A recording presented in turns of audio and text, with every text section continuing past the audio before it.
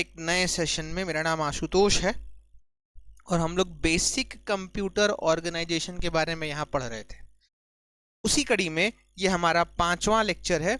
आपसे अनुरोध है कि इस लेक्चर को देखने से पहले पहले जो लेक्चर्स हैं यानी पहले के जो लेक्चर्स हैं उनको ज़रूर देखें ताकि चीज़ें आपको स्पष्ट समझ में आए।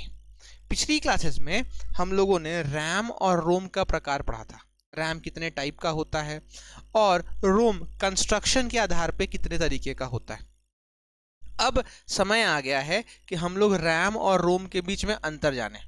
रोम की अगर हम लोग बात करें तो यहाँ पर कोई अलग से रीड और राइट सिग्नल की आवश्यकता नहीं पड़ती है, लेकिन अगर रैम की बात करें तो यहाँ पे अलग से रीड और राइट सिग्नल्स होता है।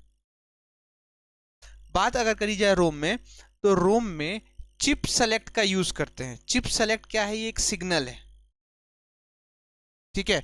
अब चिप सेलेक्ट सिग्नल का इस्तेमाल करके क्या करते हैं, डेटा को या तो रिप्लेस करते हैं या माफी चाहते हैं, या तो डेटा को रीड करते हैं या डेटा को प्लेस करते हैं। अगर बात करी जाए रोम में तो रोम में यूनिडायरेक्शनल डेटा बस की आवश्यकता नहीं है। रैम में अगर बात करें तो रैम में यूनिडायरेक्शनल डेटा बस चाहिए। यूनिडायरेक्शनल डेटा बस का मतलब क्या होता है कि डेटा रैम से बाहर भी आएगा और डेटा रैम के अंदर भी जाएगा। तो हमें रैम से एक ऐसी कनेक्टिविटी स्टैब्लिश करनी है जो दोनों दिशाओं में डेटा ट्रांसफर कर सके। लेकिन रोम की अगर बात करें तो रोम में सिर्फ डेटा रीड करते हैं, राइट नहीं करना होता है। एक ही तरफ से डेटा खाली इस्तेमाल होता है, इसीलिए यहाँ पे यूनी डायरेक्शनल डेटा बस की आवश्यकता होती है। रैम में अगर पूछा जाए कि मेमोरी सेल्स कितने होते हैं तो रैम में मेमोरी सेल्स जो होते हैं वो रोम की तुलना में कम होते हैं। यहाँ पर मेमोरी सेल्स जो होते हैं वो रोम की तुलना में क्या होते हैं? कम होते हैं। रैम जो है एक सीक्वेंशियल सर्किट है। सीक्वेंशियल सर्किट क्यों है तो इसके बारे में मैंने एस रैम और डी रैम के साथ आपको बता रखा है। लेकिन अगर बात करा जाए रोम में तो रोम जो है वो एक कॉम्बिनेशनल सर्किट है, कॉम्बिनेशन ऑफ सर्किट्स है, ठीक है। यहां पर डिकोडर एंड और गेट, डिकोडर और गेट का इस्तेमाल करते हैं बनाने के लिए, ठीक है। रोम में डिकोडर और गेट का इस्तेमाल करते हैं बनाने के लिए। अब उसी कंस्ट्रक्शन को समझने के लिए हमारे पास एक ये बना हुआ है, डायग्राम बना हुआ है।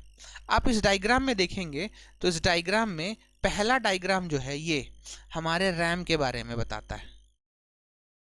यहाँ पर अगर आप देखेंगे तो डायरेक्शन में एक डेटा जो है वो सेव करने के लिए टुवर्ड्स मेमोरी आ रहा है, यानी मेमोरी के तरफ आ रहा है, यानी राइट करने के लिए आ रहा है।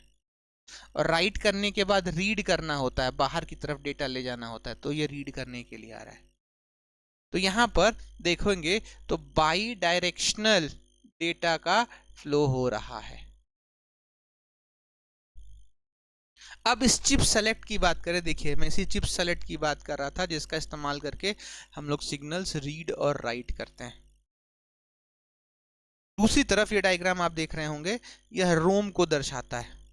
यहाँ पे चिप सेलेक्ट 1 चिप सेलेक्ट 2 तो है, लेकिन यहाँ पर डेटा सिर्फ और सिर्फ किसके लिए यूज होता है?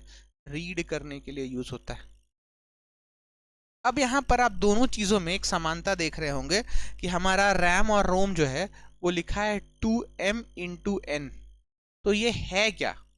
तो m जो होता है, यानी यहाँ पे भी m देख रहे होंगे, यह m जो होता है वो एड्रेस लाइन के बारे में बताता है, और ये n जो होता है वो आउटपुट डेटा लाइन के बारे में बताता है, आउटपुट डेटा लाइन के बारे में बताता है। तो दोनों में डिफरेंस क्या है?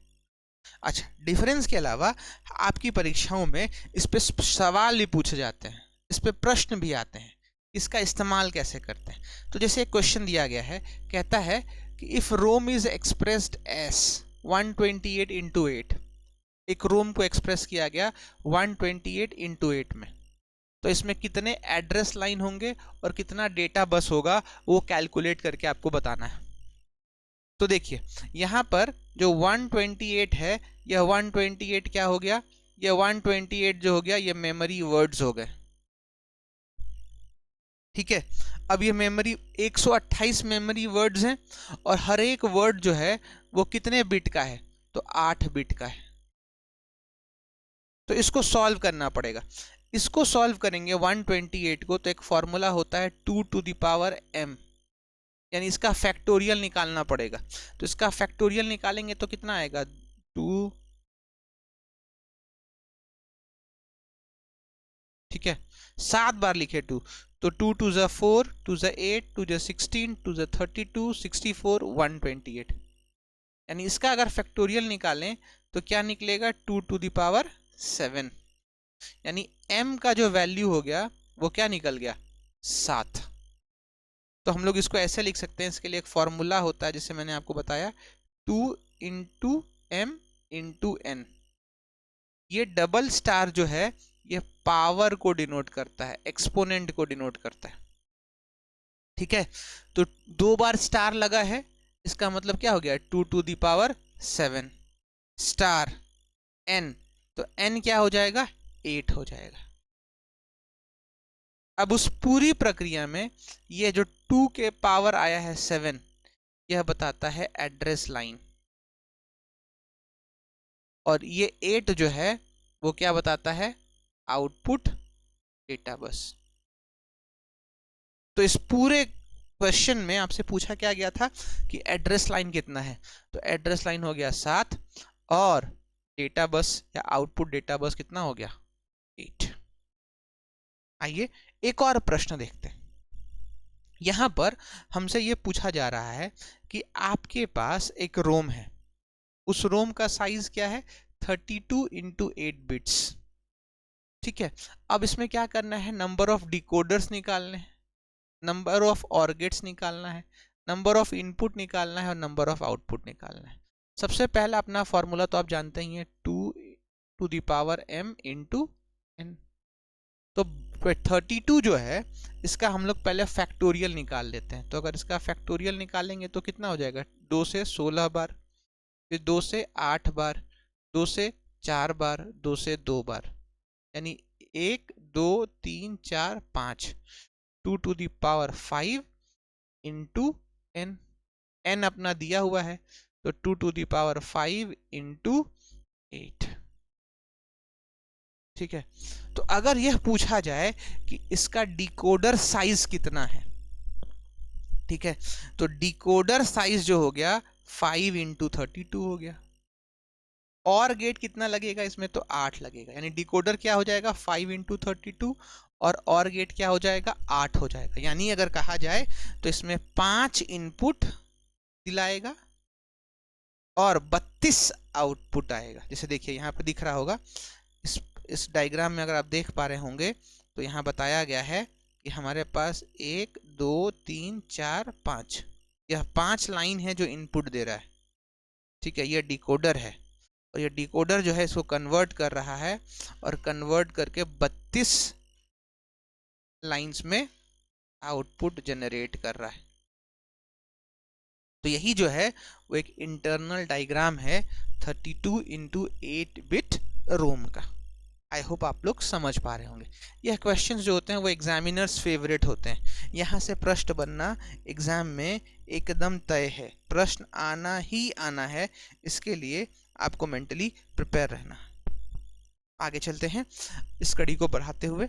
अब हमारे पास एक क्वेश्चन आता है कि सर ये फ्लैश मेमोरी क्या होता है, क्या फ्लैश मेमोरी का इस्तेमाल आप और हम कंप्यूटर में करते हैं? तो बिल्कुल फ्लैश मेमोरी होता है और इसका इस्तेमाल हम लोग करते हैं।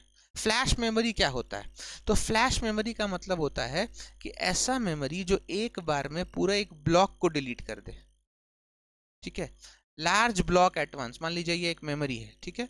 अब इस मेमोरी में मैंने बताया था कि छोटे छोटे सेगमेंट्स होते हैं जिसको हम लोग क्या बोलते हैं, वर्ड्स करते हैं या वर्ड कहते हैं, ठीक है। तो ऐसा मेमोरी जो एक वर्ड को ना डिलीट करे, पूरा एक पार्ट को, एक एरिया को एक बार में डिलीट कर दे, उसी को हम लोग क्या बोलते हैं, फ्लैश मेमोरी।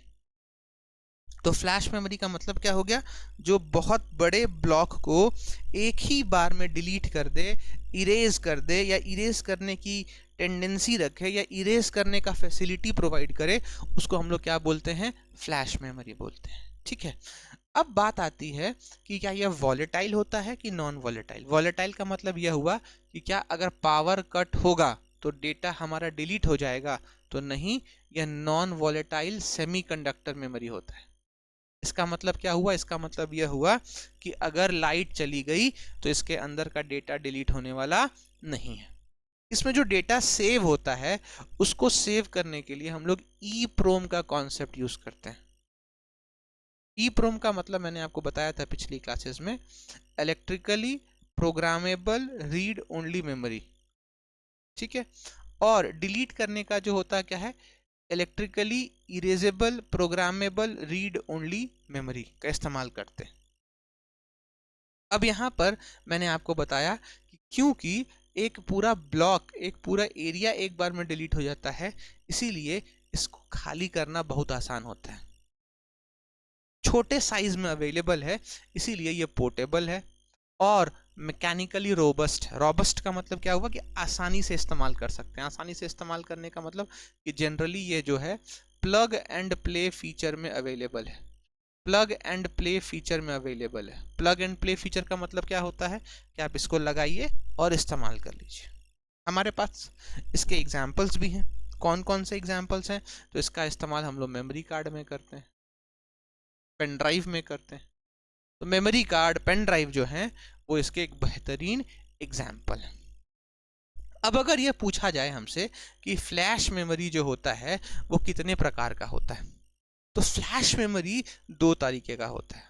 पहला जो होता है उसको हम लोग बोलते हैं नैंड फ्लैश मेमोरी, और दूसरा हमारे पास जो होता है उसको हम लोग बोलते हैं नॉर फ्लैश मेमोरी। अब दोनों में अंतर क्या होता है, ठीक है। तो अगर नैंड फ्लैश मेमोरी की बात करें, इसमें क्या होता है, एक बार में एक ब्लॉक ऑफ डेटा को हम लोग एक्सेस कर सकते हैं। जैसे मान लीजिए मैंने आपको बताया कि ये हमारा, मान लीजिए मेन मेमोरी है, तो ये टुकड़ा जो हो गया एक, उसको हम लोग क्या बोल दिए, वर्ड। तो नैंड क्या करता है, नैंड एक वर्ड को एक बार में नहीं पढ़ता, इस पूरे एरिया में जो डेटा सेव है इन सब को एक बार में पढ़ लेगा। इस पूरे एरिया में जो डेटा सेव है उसको पूरा एक बार में ये पढ़ लेता है। क्लियर है? इस पूरे एरिया में जो डेटा सेव है उसको एक बार में पढ़ लेता है, यानी पूरा एक ब्लॉक को रीड करने का जो क्वालिटी रखता है उसको हम लोग क्या बोलते हैं, नैंड फ्लैश मेमोरी। और अगर सिर्फ एक टुकड़ा पढ़ पाता, एक वर्ड पढ़ पाता, तो एक टुकड़ा पढ़ने वाला जो होगा, ये एक वर्ड पढ़ने वाला जो होगा, उसको हम लोग बोलते हैं नॉर फ्लैश मेमोरी। तो ये दोनों में बहुत बड़ा डिफरेंस है, याद रखना है। नैंड क्या करता है कि एक ब्लॉक ऑफ डेटा को एक्सेस कर लेता है, जबकि नॉर की बात करें तो नॉर क्या करता है, एक इंडिविजुअल मेमोरी या इंडिविजुअल बाइट या एक वर्ड को एक्सेस करता है। अब बात आती है ये पूरे ब्लॉक को, यानी नैंड जो है पूरे ब्लॉक को एक बार में एक्सेस कैसे करता है, ठीक है, रीड कैसे करता है। तो यहां पर कॉन्सेप्ट का यूज होता है जिसको हम लोग बोलते हैं पेजिंग। यहां पर एक कॉन्सेप्ट यूज होता है जिसको बोलते हैं हम लोग पेजिंग। तो नैंड फ्लैश मेमोरी जो है वो डेटा को पढ़ने के लिए किसका इस्तेमाल करता है, पेजिंग के कॉन्सेप्ट का यूज करता है।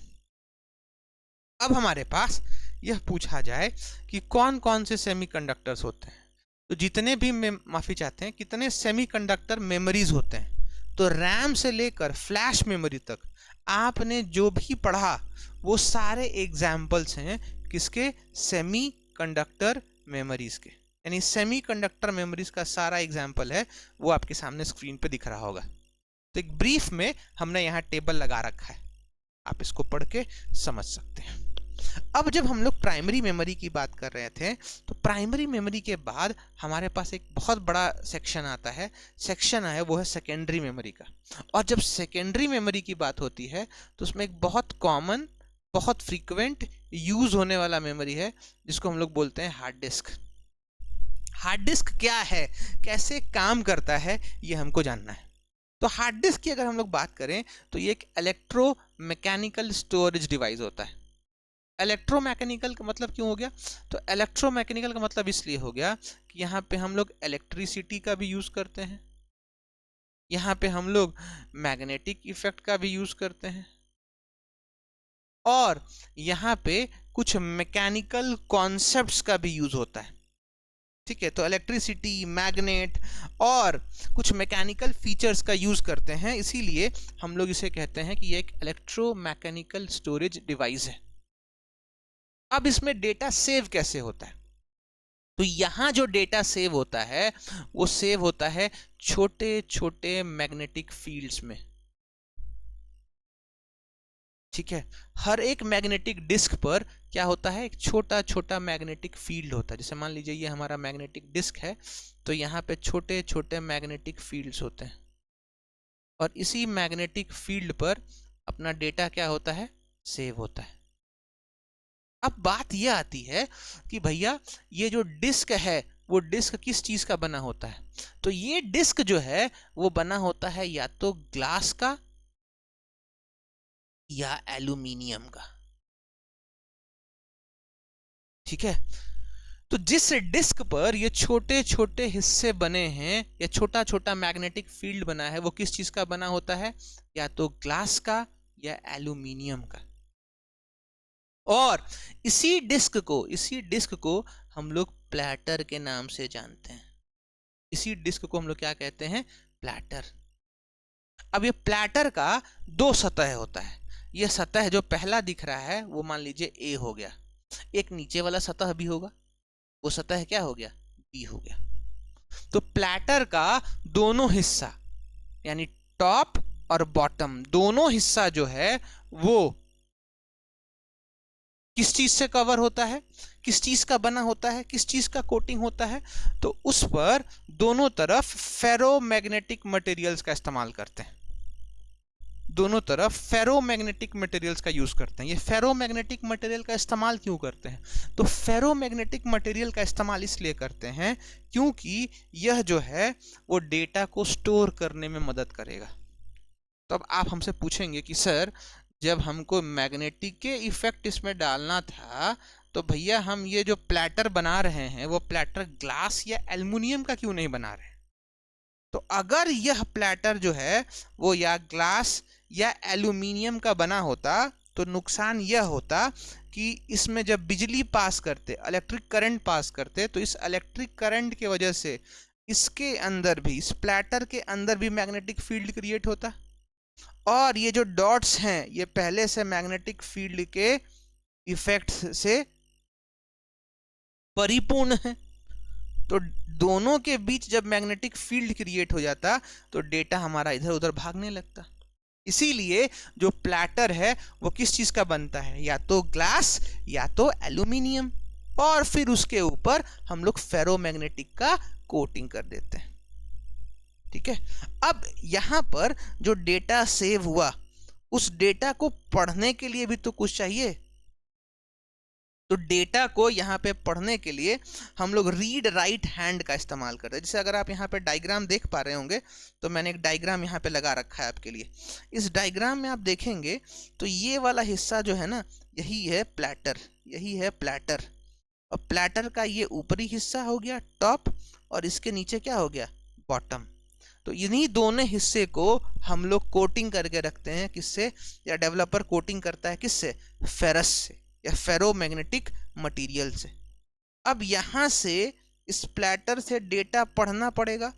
तो डेटा पढ़ने के लिए ये जो देख रहे हैं ये है रीड राइट हैंड, या इसी को रीड राइट हेड बोलते हैं। यही जो है, यही हैंड या यही डेटा जो है, माफी चाहते हैं, यही हैंड जो है या यही डंडा जो है वो क्या करता है, डेटा को इस प्लैटर से पढ़ता है। अब क्या होता है कि टॉप ऊपर के सतह पर एक अलग रीड राइट हैंड होता है और नीचे की सतह पे एक अलग रीड राइट हैंड होता है। यानी कहा जाए तो प्लैटर के दोनों हिस्से में रीड राइट हैंड होते हैं। ठीक है, अब यहां से लेकर यानी कितनी दूरी पर रीड राइट हैंड लगा होगा, तो रीड राइट हैंड जो होता है कुछ नैनोमीटर की दूरी पर ही होता है। यह रीड राइट हैंड जो होता है प्लैटर से कुछ दूरी पर ही होता है, या कहिए तो टेंस ऑफ नैनोमीटर्स यानी कुछ नैनोमीटर की दूरी पर ही होता है। उसी दूरी को हम लोग फ्लाइंग हाइट ऑफ प्लैटर कहते हैं। उसी दूरी को हम लोग फ्लाइंग हाइट ऑफ प्लैटर के नाम से जानते हैं। अब यहां पर होता क्या है, तो ये जो रीड राइट हैंड है ना, ये जो आप रीड राइट हैंड को देख पा रहे हैं, ये रीड राइट हैंड क्या करता है कि यह यहाँ पे मैग्नेटिक फील्ड है, मैंने बताया। तो ये रीड राइट हैंड क्या करेगा, इस मैग्नेटिक फील्ड को कन्वर्ट करता है इलेक्ट्रिक सिग्नल्स में, डेटा को पढ़ने के लिए। उसके बाद यही डेटा को सेव भी करेगा। तो सेव करेगा तो डेटा कौन से फॉर्म में ले आएगा, इलेक्ट्रिक सिग्नल्स के फॉर्म में। तो इलेक्ट्रिक सिग्नल्स के फॉर्म में जो डेटा लेकर आया है, इलेक्ट्रिक सिग्नल्स के फॉर्म में जो डेटा लेकर आया है, माफी चाहता हूं थोड़ी सी टेक्निकल असुविधा की वजह से। तो ये जो इलेक्ट्रिक सिग्नल्स के फॉर्म में डेटा लेकर आया है, उस इलेक्ट्रिक सिग्नल्स के डेटा को वापस से मैग्नेटिक फील्ड में कन्वर्ट करना होगा। इलेक्ट्रिक सिग्नल के डेटा को वापस से मैग्नेटिक फील्ड में कन्वर्ट करना होगा। तो इलेक्ट्रिक सिग्नल को वापस से मैग्नेटिक फील्ड में कन्वर्ट करने के लिए भी किसका इस्तेमाल होता है, इसी रीड राइट हैंड का इस्तेमाल किया जाता है। ठीक है, अब ये पूरा का पूरा जो रीड राइट हैंड जो है, या ये कहिए तो सारे हैंड जो टॉप बॉटम दोनों को छू रहे हैं, इनको एक सेंट्रल शेफ्ट पे लगाया जाता है। ठीक है, कहाँ पे लगाते हैं, सेंट्रल शेफ्ट पे लगाते हैं। और यह सेंट्रल शेफ्ट क्या करता है, तो सेंट्रल शाफ्ट को जो है, या सेंट्रल शाफ्ट को जो है, वो एक स्पिंडल पे लगा देते हैं। स्पिंडल मतलब चखरी पे लगा देते हैं, चरखी पे लगा देते हैं, माफी चाहते हैं, चरखी पे लगा देते हैं। अब जैसे जैसे चरखी घूमेगा वैसे वैसे इसका रोटेशन होता रहेगा। अब क्या होता है ना कि अब यहाँ पे इलेक्ट्रिक करंट पास होगा, तभी क्या होगा, रोटेशन होगा। तो रोटेशन करने के लिए हमें मोटर लगाना पड़ता है। तो इस हार्ड डिस्क के अंदर दो प्रकार के मोटर्स लगे होते हैं। इसके अंदर दो प्रकार के मोटर्स लगे होते हैं। कौन कौन सा मोटर लगा होता है, पहला मोटर जो होता है उसको हम लोग बोलते हैं स्पिंडल मोटर। दूसरा जो होता है उसको एक्चुएटर या एक्सेस आर्म बोलते हैं।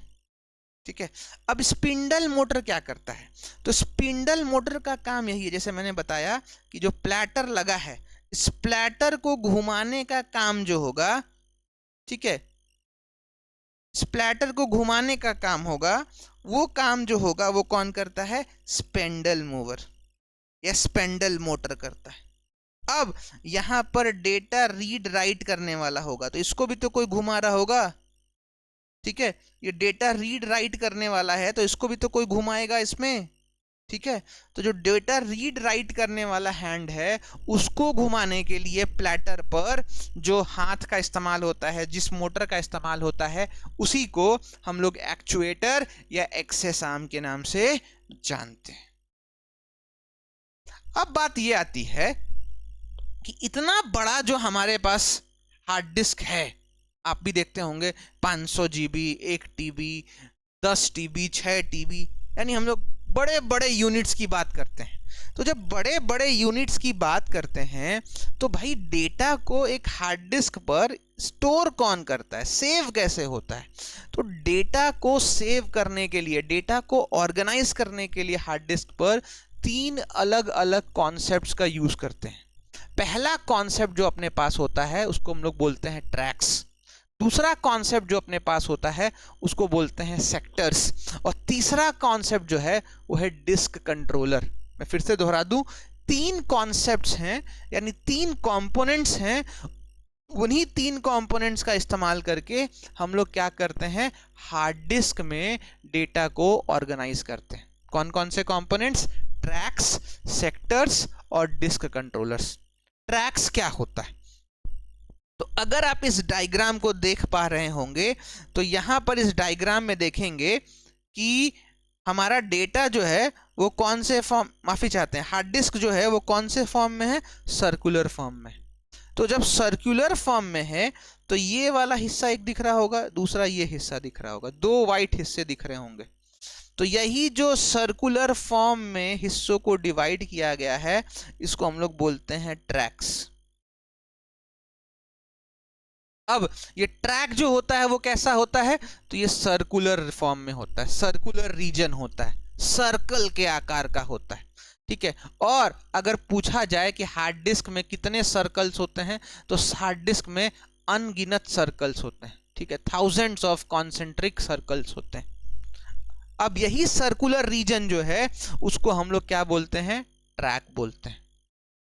अब मान लीजिए 1000 आपके अंदर हार्ड डिस्क में ट्रैक है, तो हर ट्रैक की जो मोटाई होगी, जैसे मान लीजिए यहां पर आप देख रहे हैं, इस ट्रैक की मोटाई और इस ट्रैक की मोटाई, दोनों की मोटाई क्या होती है, सेम होगी। ऐसा नहीं होगा कि पहला वाला ज्यादा मोटा है आखिरी वाला कम मोटा है, यानी हर एक ट्रैक का जो विड्थ होगा, चौड़ाई होगा, मोटाई होगा, वो क्या होना चाहिए, सेम होना चाहिए। अब डेटा जो हमारा सेव होता है इसी ट्रैक में सेव होता है, लेकिन इकलौते इस ट्रैक में सेव नहीं होता। आप गौर करेंगे तो इसी ट्रैक को हम लोग और भी छोटे छोटे टुकड़ों में डिवाइड कर दे रहे हैं, छोटे छोटे टुकड़ों में डिवाइड कर दे रहे हैं। तो जब ट्रैक्स को छोटे छोटे टुकड़ों में डिवाइड करते हैं तो वही बनकर आता है सेक्टर। तो सेक्टर क्या होता है, तो ट्रैक को जब टुकड़ों में बांटते हैं, या ट्रैक का जो छोटा टुकड़ा होता है, छोटा इकाई होता है, उसी को हम लोग क्या बोलते हैं, सेक्टर बोलते हैं। अब डेटा कहाँ सेव होगा, तो डेटा जो है इसी ट्रैक पर सेव होगा और वो एक सेक्टर के अंदर आ जाएगा। तो डेटा जो स्टोर होता है वो कहाँ पे होता है, ट्रैक और सेक्टर पे होता है। अब क्या होता है, जैसे मैंने आपको बताया, आप देख भी पा रहे होंगे कि एक ट्रैक ये हो गया, दूसरा ट्रैक ये हो गया, तो दोनों ट्रैक में तो मैग्नेटिक फील्ड होगा ना, इस ट्रैक में भी मैग्नेटिक फील्ड होगा, इस ट्रैक में भी मैग्नेटिक फील्ड होगा। तो ये ध्यान रखना होता है कि एक ट्रैक का मैग्नेटिक फील्ड, यानी ट्रैक 1 का मैग्नेटिक फील्ड जो है, ट्रैक 1 का मैग्नेटिक फील्ड ट्रैक 2 से ज्यादा ना हो जाए, या ट्रैक 2 का मैग्नेटिक फील्ड ट्रैक 1 से ज्यादा ना हो जाए। यानी कहा जाए तो एक ट्रैक का मैग्नेटिक फील्ड दूसरे पर हावी नहीं होना चाहिए। तो उस चीज का ध्यान कैसे रखेंगे, तो उस चीज का ध्यान रखने के लिए ही यह कोशिश किया जाता है कि दोनों ट्रैक्स के बीच जो विड्थ है, मोटाई है, वो बराबर रखी जाए। बराबर रहेगा तो मैग्नेटिक फील्ड भी क्या रहेगा, बराबर रहेगा, ठीक है। इससे फायदा क्या होगा कि एक ट्रैक का जो मैग्नेटिक फील्ड है वो दूसरे को इफेक्ट करने वाला या दूसरे को इंपैक्ट करने में नहीं लगा रहेगा, ठीक है। अब क्या होता है कि अब हार्ड डिस्क जो है, जब हार्ड डिस्क के अंदर यह ट्रैक बनता है, तो यह ट्रैक जो है वो एक स्ट्रक्चर बनाता है, और वो स्ट्रक्चर कैसा हो जाता है, सिलिंड्रिकल फॉर्म में हो जाता है। तो एक सिलिंड्रिकल फॉर्म के ऊपर दूसरा, दूसरे के ऊपर तीसरा, तीसरे के ऊपर चौथा रखा जाता है। तो अगर कहा जाए कि यही सिलिंड्रिकल फॉर्म ना जो है उसको हम लोग प्लैटर कहते हैं, अभी थोड़ी देर पहले बता रहे थे, तो मान लीजिए कि यहाँ पे 100 सिलिंड्रिकल शेप्स बन गए, तो भैया नंबर ऑफ प्लैटर्स कितना हो जाएगा, 100 हो जाएगा। उसी तरीके से मान लीजिए अगर आप में n ट्रैक्स बन गए, तो n ट्रैक्स होंगे तो उसमें कितने सर्कल्स या सिलेंडर्स बन जाएंगे, n सर्कल्स बन जाएंगे, n सिलेंडर्स बन जाएंगे। आई होप आप लोग समझ पा रहे होंगे।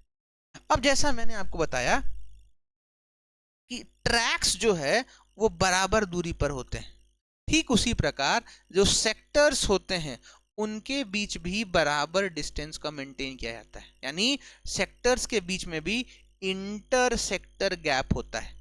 तो वह गैप, वह दूरी जो दो सेक्टर्स के बीच में हो, उसको हम लोग क्या बोलते हैं, इंटर सेक्टर गैप बोलते हैं। अब बात यह आती है कि डिस्क कंट्रोलर क्या करता है, ठीक है। तो इस हार्ड डिस्क के अंदर या इस ट्रैक सर्कल के अंदर भी बहुत सारे कंपोनेंट्स हैं, बहुत सारा मैग्नेटिक फील्ड वाला एरिया है। तो उन सबको कंट्रोल करने का जो काम करता है, यानी हार्ड ड्राइव के अंदर जितने भी कंपोनेंट्स हैं उन सबको कंट्रोल करने का जो काम करेगा, वो जिम्मेदारी किसकी होती है, डिस्क कंट्रोलर की होती है। तो डिस्क कंट्रोलर जो है वो क्या करता है, कंपोनेंट्स को हार्ड ड्राइव के अंदर कंट्रोल करता है। अगर हम लोग ट्रैक की बात करें तो ट्रैक को अंदर भी 3 कंपोनेंट्स होते हैं, या ये कहा जाए कि ट्रैक के अंदर जो सेक्टर होता है उस सेक्टर के 3 कंपोनेंट्स होते हैं। कौन कौन से कंपोनेंट्स होते हैं? तो पहला कंपोनेंट जो होता है उसको बोलते हैं हम लोग हेडर, दूसरा क्या होता है डेटा एरिया, और तीसरा क्या होता है ट्रेलर। यानी जो सेक्टर होता है वो 3 चीज का बना है, पहला हेडर, आखिरी में ट्रेलर, और बीच में जो होता है वो डेटा एरिया होता है जिसमें डेटा सेव होता है। अब बात यह आती है कि डेटा एरिया में कितना डेटा सेव कर सकते हैं, क्या इसका कुछ फिक्स्ड साइज है? तो बिल्कुल साइज है। अब डेटा एरिया जो होगा वो मिनिमम 512 बाइट का होगा। मैं फिर से दोहरा दूं, यह डेटा एरिया जो होगा वो मिनिमम 512 बाइट का होगा। तो आप देख पा रहे होंगे कि यह जो है एक तरीके से डिस्क को पार्टीशन कर दिया गया, या पार्टीशनिंग ऑफ डिस्क है।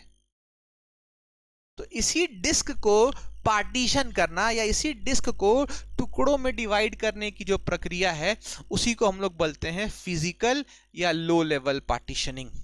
इसी चीज को हम लोग क्या बोलते हैं? फिजिकल या लो लेवल पार्टीशनिंग। फिजिकल या लो लेवल क्यों बोलते हैं? पहली बात, फिजिकल क्यों बोलते हैं ये समझिएगा।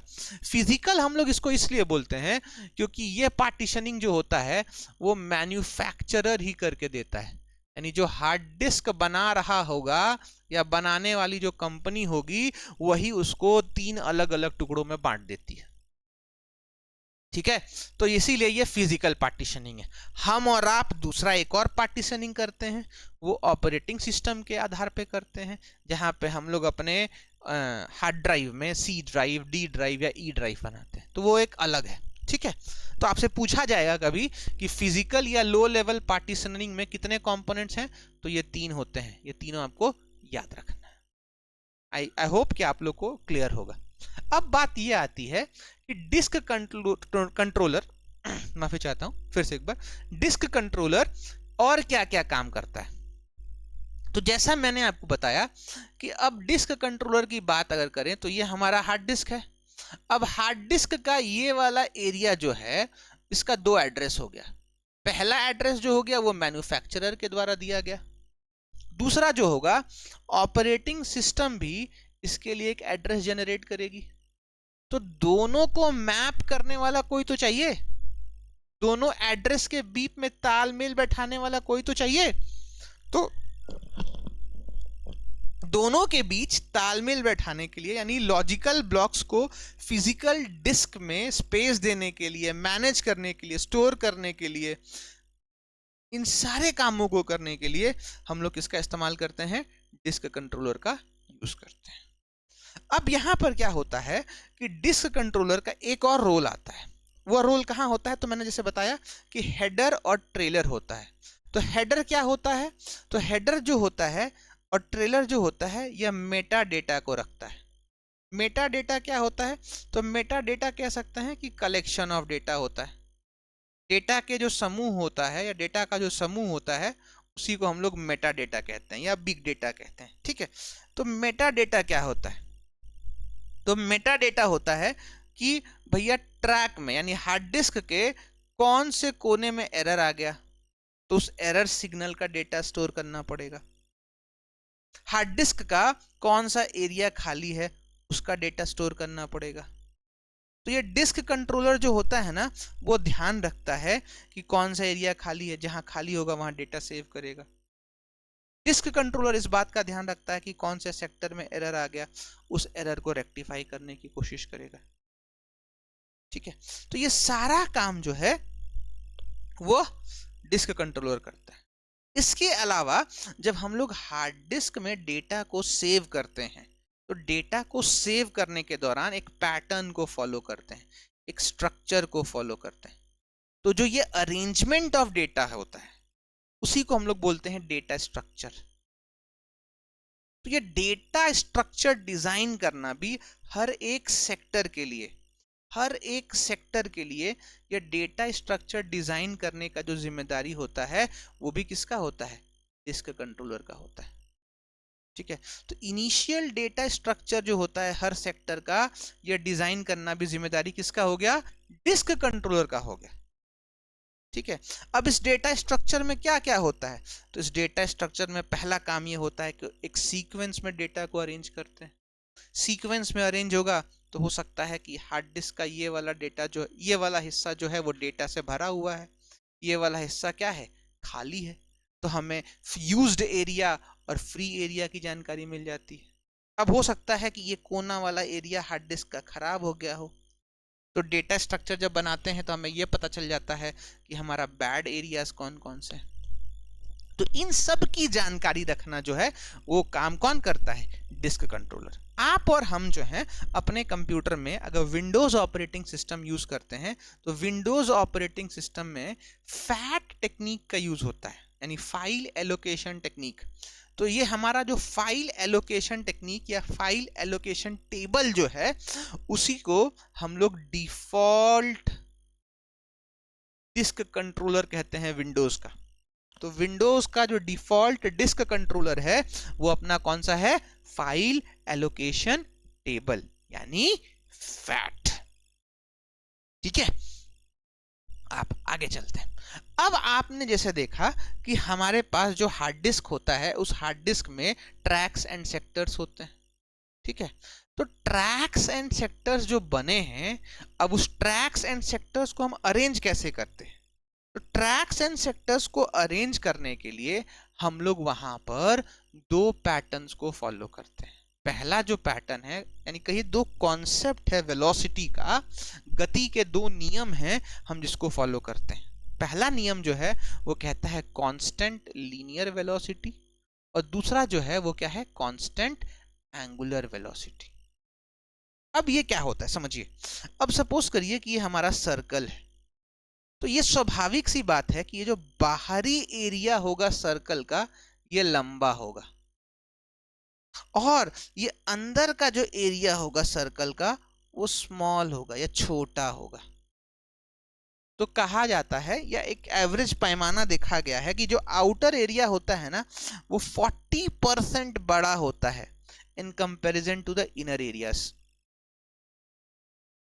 तो अगर यह बाहरी एरिया बड़ा है तो स्वाभाविक सी बात है जितना बड़ा होगा उसमें नंबर ऑफ सेक्टर्स क्या होंगे, ज्यादा होंगे।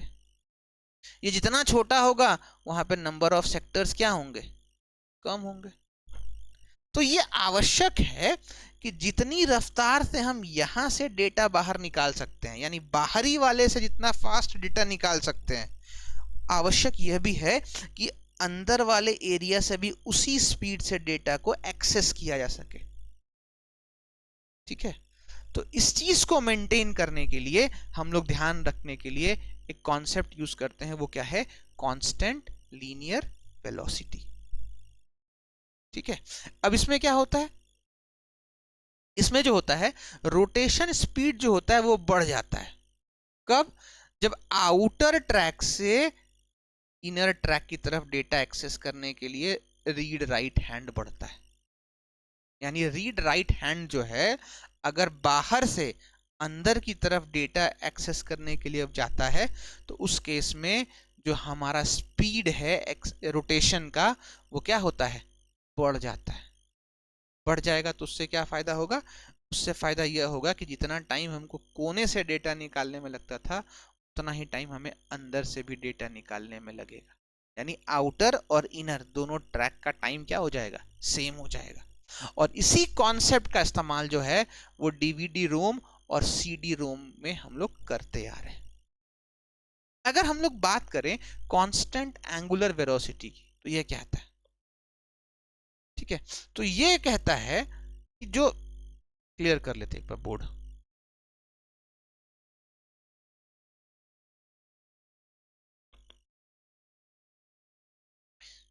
ठीक है, मान लीजिए ये हमारा ट्रैक है, तो ये कहता है कि आउटर ट्रैक में जो डेटा होगा वो ज्यादा होगा, सच बात है, और अंदर वाले ट्रैक में जो डेटा होगा वो क्या होगा, कम होगा। तो यह कहता है कांस्टेंट एंगुलर वेलोसिटी में ये बताया गया है कि जो डिस्क रोटेशन स्पीड जो है उसको आप कांस्टेंट रखिए। कांस्टेंट रखने से क्या होगा, तो कांस्टेंट रखने से ये होगा कि जो डेटा का विड्थ है वो तो बढ़ गया है, ठीक है, और अंदर जो है वो क्या है, कम है, विड्थ कम है। तो अगर आप स्पीड कम रखिएगा, खाली विड्थ बढ़ा दीजिएगा, तो उस केस में भी डेटा एक्सेस करने में जो टाइम लगेगा वो क्या लगेगा, बराबर लगेगा। यही कॉन्सेप्ट जो है वो कौन देता है, कांस्टेंट एंगुलर वेलोसिटी। यानी कांस्टेंट एंगुलर वेलोसिटी जो होता है वो कहता है कि स्पीड कांस्टेंट रखो, विड्थ जो है वो बढ़ा दो। आउटर ट्रैक में विड्थ मोटा, इनर ट्रैक में विड्थ क्या कर दो, छोटा कर दो। तो जितना टाइम यहां से डेटा एक्सेस करने में यानी आउटर ट्रैक से लगेगा, उतना ही इनर ट्रैक से लगेगा। अब बात ये आती है कि जब हम लोग डेटा रीड करते हैं तो सेकेंडरी से यानी हार्ड डिस्क से डेटा को रीड करके हम लोग ले कहां पे जाते हैं, तो हम लोग हार्ड डिस्क से डेटा को रीड करके वापस प्रोसेसिंग के लिए कहां पे ले जाएंगे, रैम में, ठीक है। तो हमारा हार्ड डिस्क जो है वो एक सेकेंडरी स्टोरेज है और ये स्लो काम करता है, स्लो काम करता है। इसीलिए जब यहां से डेटा को बाहर रैम में ले जाना होता है तो एक बार में एक सेक्टर नहीं, एक बार में एक सेक्टर नहीं, एक से अधिक सेक्टर को उठाकर ले जाया जाता है, यानी एक से अधिक सेक्टर को एक्सेस करके यूज किया जाता है।